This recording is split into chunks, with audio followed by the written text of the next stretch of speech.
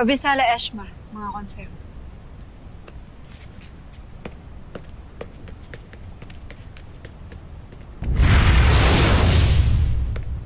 Hara Perena, ano naganap sa inyong pag-uusap ni Haba?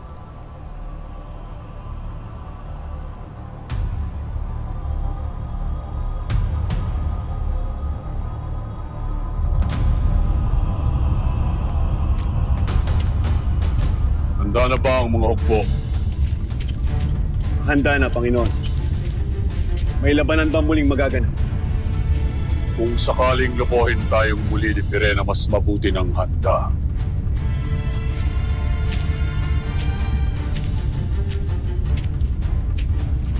Escaseto! Nahihibag na si Hagorn kung iniisip niyang ibabalik sa kanya ang pamumuno ng Hatoria. Brilyante. Si Andorra at ang Hatoria. Ito lamang bang hinihingi ni Hagorn? O meron pang iba? Bakit nihiwatigan kung may iba pang hinihingi ang iyong ama?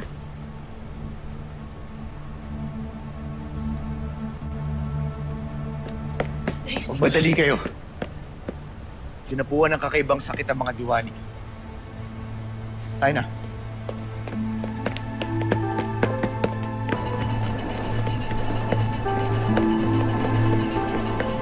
Anong nangyari sa aking anak at Hadia? Hindi batid ng mga babaylan kung saan nanggaling ang kanilang karamdaman. Tumabi kayo. Brilyante naman. Nakikiusap ako sa'yo. Kung ano man ang dumapong karamdaman sa aking mga hadiya, pagalingin mo sila.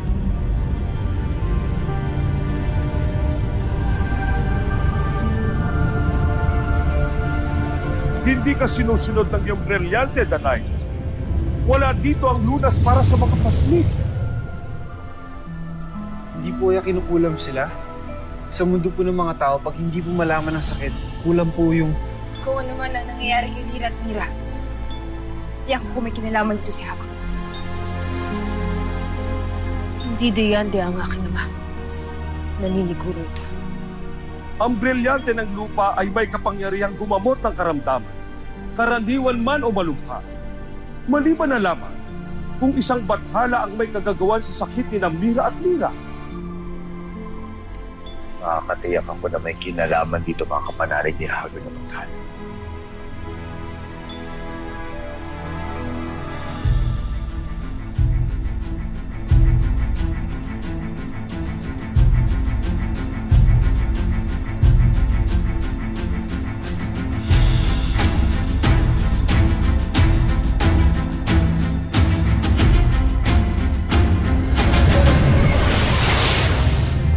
Gagawan mo ito, Arde?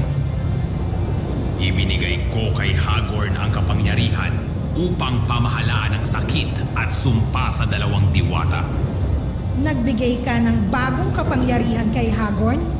Sapat na kakayanan lamang ang aking inihandog kay Hagorn upang mabawi at mapagaling o di kaya ay palalain ang sumpa kina Lira at Mira. Magaling, mahal ko. Ngayon, panahon na upang ang mga astadi naman dito sa Devas ang ating asikasuhin.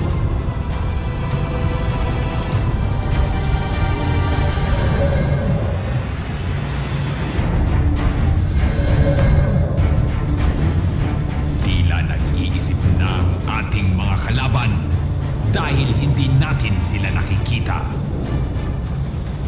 Mas makapangyarihan tayo sa kanila. Kaya hahanapin ko sila at parurusahan.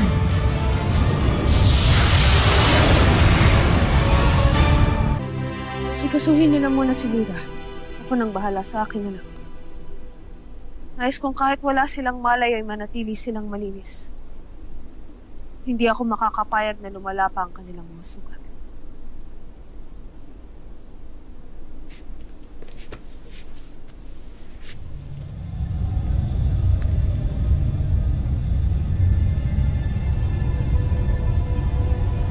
Kitang-kita ko sa iyong mga mata, Pirena, ang iyong pag-alala.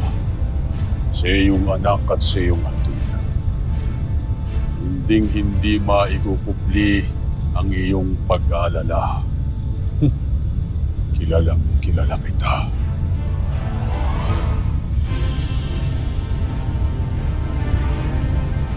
Hindi ko tatantanan ang iyong hadiah at ang iyong anak. Sa bawat sandali na hindi mo binibigay ang aking kaibigan, ay bawat sandali na sisidhi ang kanilang pagdurusa.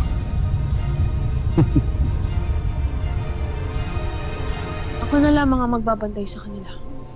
Maaari na kayo magpahinga.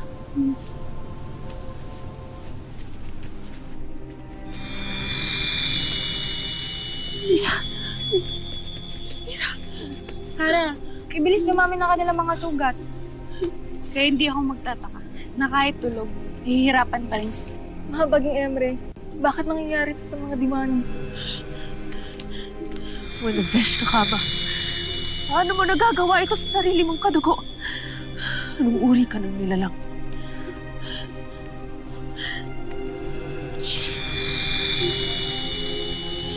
Mira, anak, lakasan mo ang iyong loob. Kunting tiis na lamang. At poltre kung nadadamay kayo ni Lira sa kaguluhan ito. Kunting tiis na lamang, anak. Aking hadiah.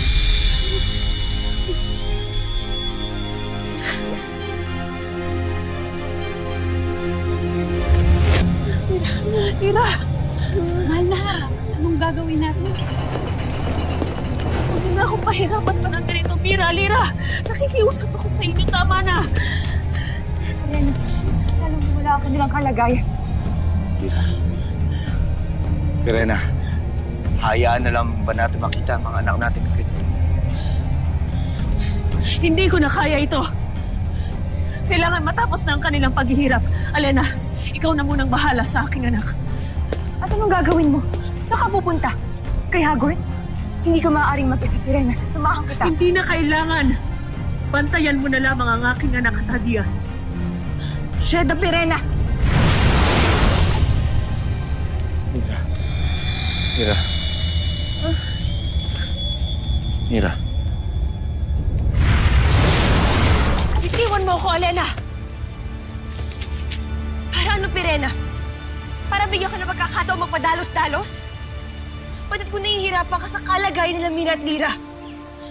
Ngunit ano? Ngunit dapat akong magtiis? Dapat kong isipin ang kapakanan ng mas marami? Wala na akong ibang iniisip, Alena! Pero ang tanging hiling ko lamang ay huwag mong pairalin ang iyong galit.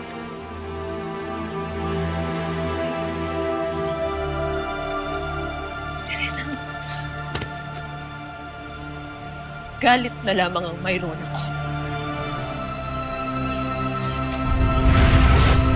Pirena! Pirena, bumalik ka dito!